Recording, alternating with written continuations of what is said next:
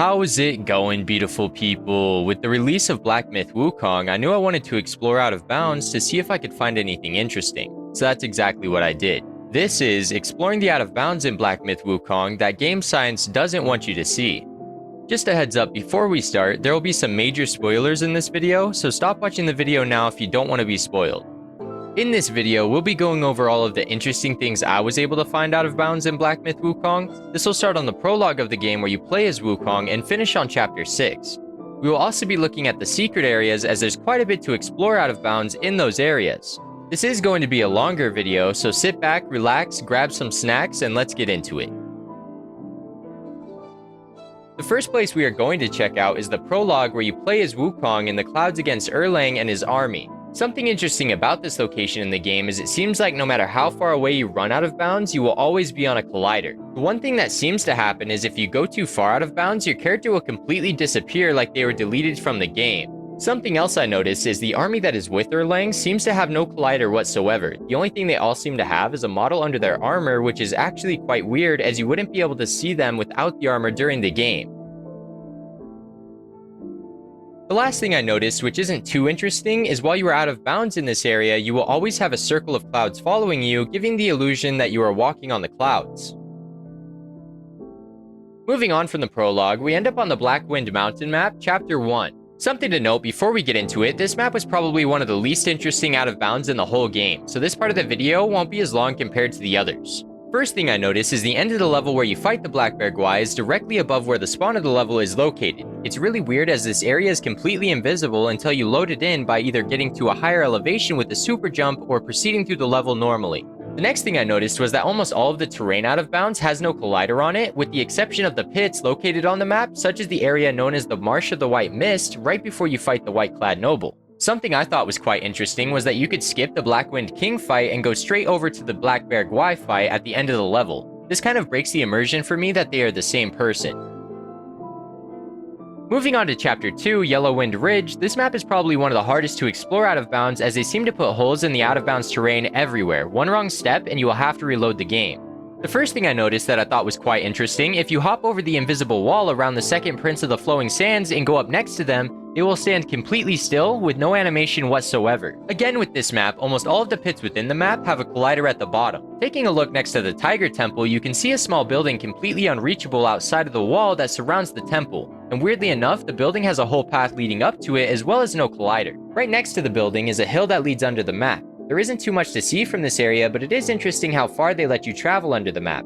Also, it seems like some areas have quite a bit of fog. I also noticed a few more structures left floating out of bounds, such as this building just out of reach that has no collider at all. But interestingly, it has a terrain below it that does have a collider, but not only does it have a collider, it also puts you into an animation where you're sliding down a hill, but there's no incline. There is also this random building I found that has no collision as well. It seems like they were trying to save on resources with the amount of objects and terrain that have no collider out of bounds. Moving on to Chapter 3, the New West, this is one of the most interesting maps out of bounds in the whole game, as there's so much to investigate and even a new way to fight the final boss of Chapter 3 that takes place out of bounds. On this map, there are so many out of bounds structures as well as solid ground. Also, in a lot of places under the map, you can see snow particles above your head as you walk instead of at your feet, which I thought was kind of interesting. Next, if you go to the lower pagoda in Chapter 3 and jump down to the bottom of the tower, there is actually an invisible collider along the entire bottom of the area. If you walk around in the rocks, you can find a skeleton that has full collision and reacts to you walking into it. This wasn't the only thing that I found in the area that was interesting, as if you try to go and walk off the map, you will notice you are actually in a massive invisible box, but you can see the corners. It's kind of hard to explain, so just take a look. Again, there are a bunch of random buildings out of bounds, but these ones are a bit different. They seem to have collision, which in this game is not common at all. The only other thing regarding this building specifically is that you can walk around under the building as it's floating above terrain that has a collider. After a while of jumping around, I noticed you could see the Bitter Lake portion of the map from the Pagoda Realm portion, which is weird because you usually have to teleport there as you cannot get there without the giant turtle, or that's what they want you to think. I made a jump over to the Bitter Lake and noticed that the character was ragdolling as it was taking too long to reach a collider. This also makes you fall through all colliders as if they don't exist. I found out later on you can actually cancel out the ragdoll animation if you attack while in the air. This is something I used to explore later portions of the game. Instead of trying to reach the mainland, you could actually land on the massive turtle and you won't ragdoll. This is what that looks like.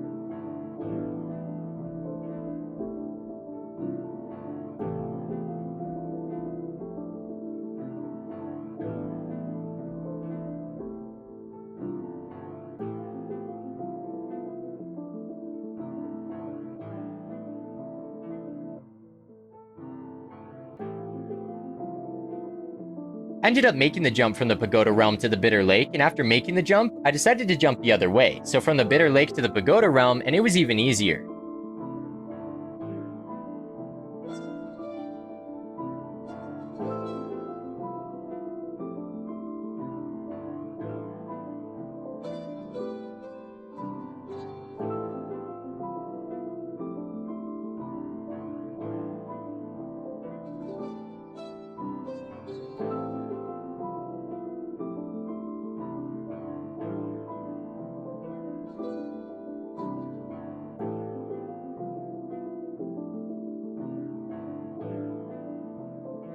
Following that, I found what can only be described as a texture template.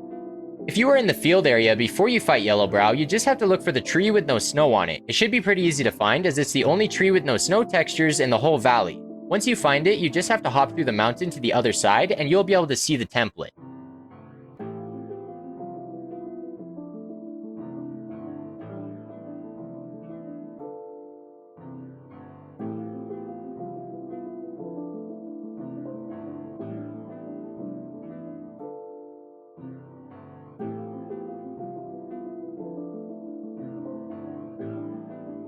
The template shows the different textures used on the map, and each texture has its own sound. To me, this really feels similar to something I've seen in Halo, with the different textures making different sounds to simulate different areas. To me, areas like this are really interesting as it gives a feeling that someone has been there, but now it's forgotten. There are also more structures out of bounds in this area that have no collision. I noticed if you're able to jump high enough, your character will ragdoll to the floor and slide around with your actions, almost as if you aren't lying on the ground. Moving on to the final boss of Chapter 3, Yellowbrow. This is one of the most interesting out-of-bounds discoveries that I've made in this game. Once you fight Yellowbrow and end up in his bag where you have to fight Macaque Chief, you can then hop out of the bag, and this is where things start to get interesting. Once in the air, you can see the bag has a floating block under it, which I thought was kind of intriguing. Firstly, you need to stay as close to the bag as possible so you don't fall into the abyss, but if you look at the giant model of Yellowbrow, you can see that there are technically two bags. He seems to be holding a bag in his hand while you're supposed to be fighting in said bag. It's really odd seeing two bags in one space when it's supposed to just be the singular one. Something even more interesting is if you walk around the bag, you can see what looks like a giant temple in the distance. If you jump over, you can actually land almost anywhere inside as the ground seems to have collision. I didn't realize at first, but this is actually the place where you're supposed to fight Yellowbrow as the Macaque Chief.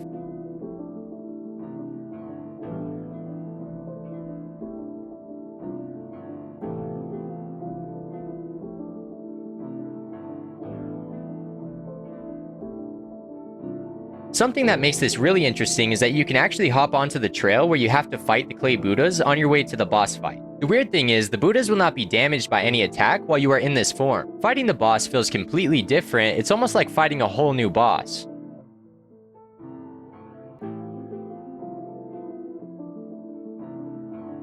Once you finish the fight, Yellowbrow would just stand there and stare at you and won't take any more damage. I thought it wasn't going to be possible to finish the fight, but if you walk back towards the Buddhas, it should tell you that you defeated Yellowbrow and will take you to the next chapter.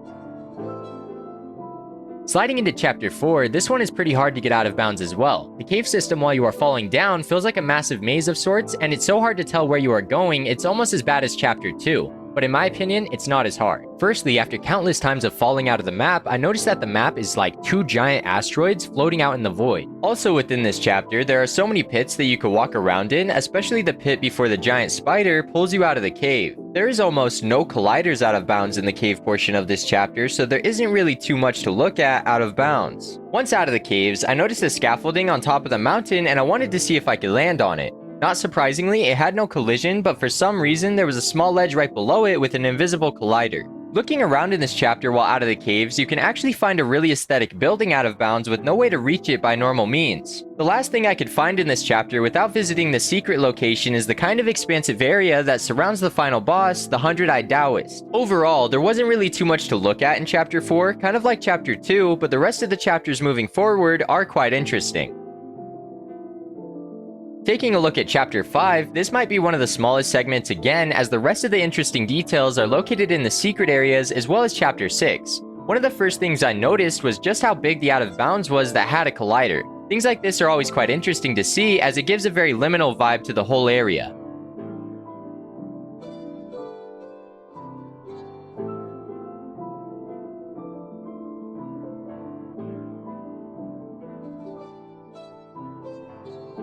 It's also very expansive out of bounds in the hexagonal rock location where you fight hot as fire, fast as wind. Nothing too special, but it's cool seeing how much out of bounds has a collider.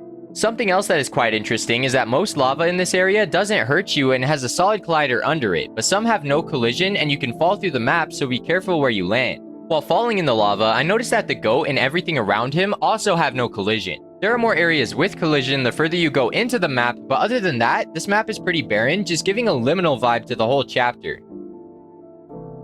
Moving on to the final chapter, Chapter 6, we have a few very interesting things to look at. Firstly, the out of bounds of the map is hard to differentiate from the inbounds of the map as it's such a massive area compared to the rest of the game other than a few secret locations, which we will get to momentarily. The most interesting thing I could find out of bounds on this map was actually located within the fight with the emerald-armed mantis, as it's supposed to take place in Zubaji's belly, but if you hop out of bounds, you can see that it's just a massive something floating in the sky. This was so weird as I was not expecting to see something like this just floating in the air. There's actually another one of these in a secret area, so it seems they just reused it for the fight with the emerald-armed mantis. Another thing I thought was quite interesting on this chapter was that all of the mountains in the area near the map have a massive invisible collider. This map also seems to be haunted by a boar, as I would occasionally see a boar appear then disappear while exploring the out of bounds.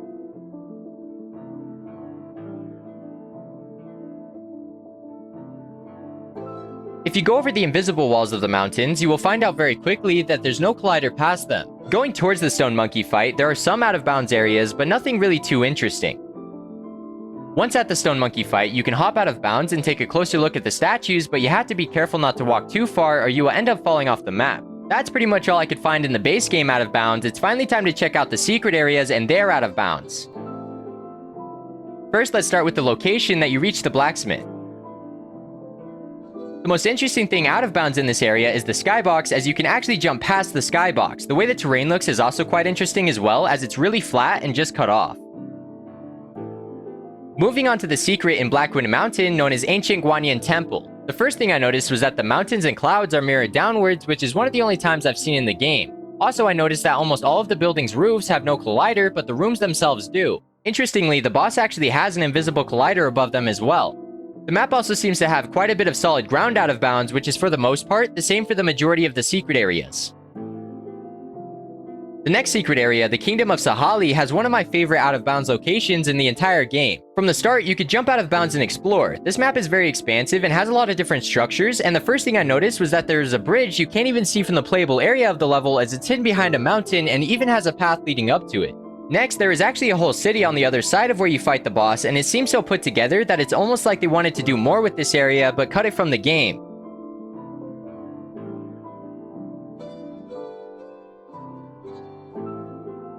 There is also a bunch of out-of-bounds structures that seem to actually have some collision as well. Moving on to the next secret area known as Purple Cloud Mountain. On this map, there's another one of those weird masses of something that was just floating in the sky on Chapter 6, but this time it's tied up with vines around rocks. Also, if you jump into the building section of the map, you can see what looks like 500 birds flying in a circle, and being in their vicinity seems to lag my PC. Something that gave a really interesting vibe were the caves made out of terrain under the map. Weirdly enough, to me this is honestly one of my favorite looking out of bounds areas in the game. Following that, let's take a look at the second to last secret area known as Bishwe Cave. In this area, it gives a very similar vibe to Chapter 4, as the map is just caves, but there is actually something very interesting in the out of bounds portion of this map. Overall, the out of bounds on this map is very barren besides the end of the level.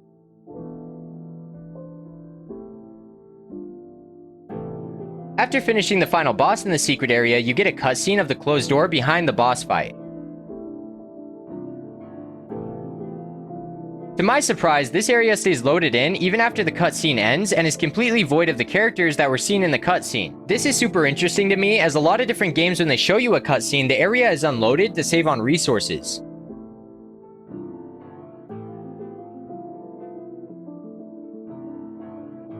The last and final area out of bounds is really interesting and takes place in the final secret area in the game known as Mount Mei, but this also includes the Great Pagoda. Looking at the Great Pagoda, you can actually jump on top of it as the entire structure has a collider. Not only that, but they also have engravings all over the structure that are seen throughout the whole game. This is completely different than the other locations in the game, as over 95% of the map has a collider. Mount Mei is in a way attached to the Great Pagoda, leading us into the final part of this video. This area is the location that you fight the secret last boss Erlang. This location has the largest solid out of bounds in the whole game. You could go so far away from the playable area as when you fight Erlang, you become the giant stone monkey and have to have space to walk around. This map is only really interesting out of bounds due to the sheer amount of terrain that has a collider. That is all I could really find in the game Black Myth Wukong. This video was a whole journey because of the amount of content I had to look through and edit together, so please let me know if you enjoyed by showing me support, liking the video, and subscribing to the channel. It really helps me see that y'all enjoy the content and want to see more. If you made it this far into the video, you are a legend and I really appreciate you. Well anyway, that's gonna be it for me. I hope y'all did enjoy this video. It was a lot of fun to make. Please let me know if you want to see more in the comment section down below. I also have something else I'm currently working on that is a massive project, so stay tuned for that. And I hope y'all have a wonderful rest of your day. Goodbye.